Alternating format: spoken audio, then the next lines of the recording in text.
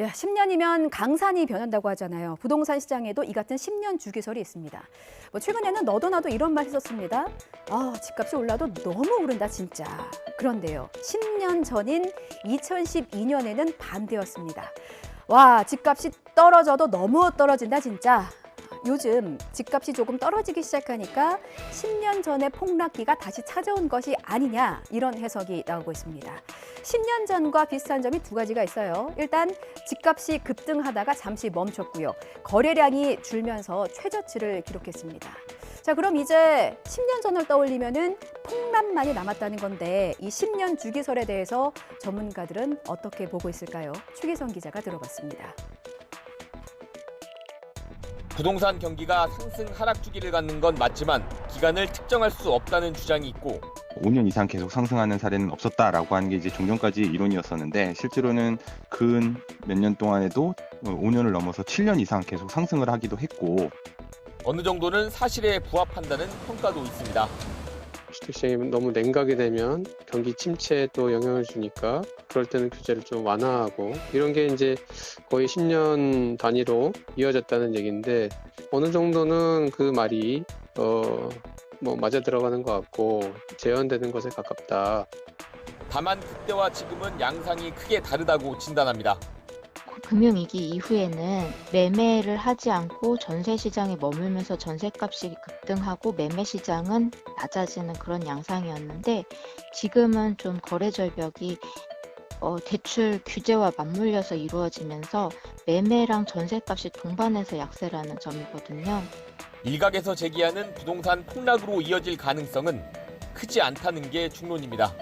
종전의 폭락론 때는 앞으로 집값이 하락하니까 무주택자는 집을 사지 말고 일단 기다려라, 또는 앞으로 집값이 떨어지니까 집을 팔고 전세를 가야 한다라는 식의 주장이 있었지만, 지금은 그런 얘기가 나타나지 않습니다. 위험에 더 노출되어 있는 저소득층이나 좀 무리한 대출 투자를 한 영끌족들에 대한 관리 같은 것들은 좀 더 주의 깊게 진행이 돼야 되는 상황입니다. 지난주 금요일, 토요일에 정동 야행 행사가 서울시 주최로 열렸습니다.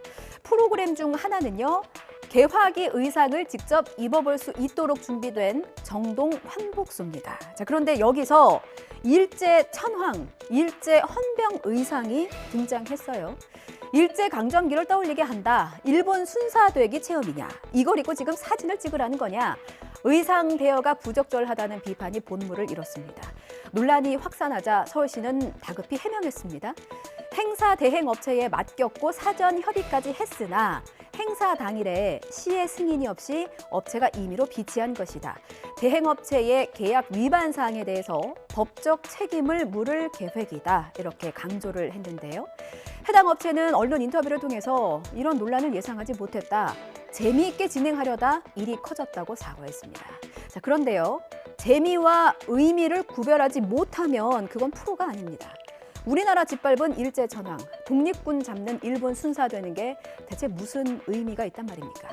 참 가슴이 답답한데, 프로답지 못한 곳이 또 한 곳 있습니다.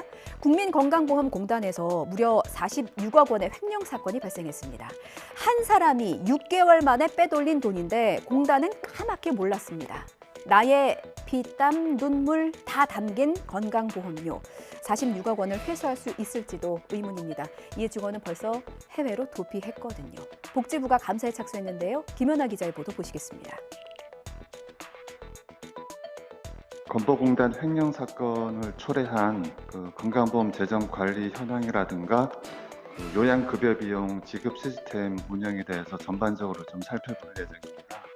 재정관리실 채권관리 담당이었던 최모 씨는 의료기관에 줄 요양급여를 전산상으로 지급됐다고 표시한 뒤 본인 계좌로 빼돌렸는데, 4월부터 7월까지 횡령액은 1억 원이었지만 횡령 사실이 적발되지 않자 점점 대담해졌습니다.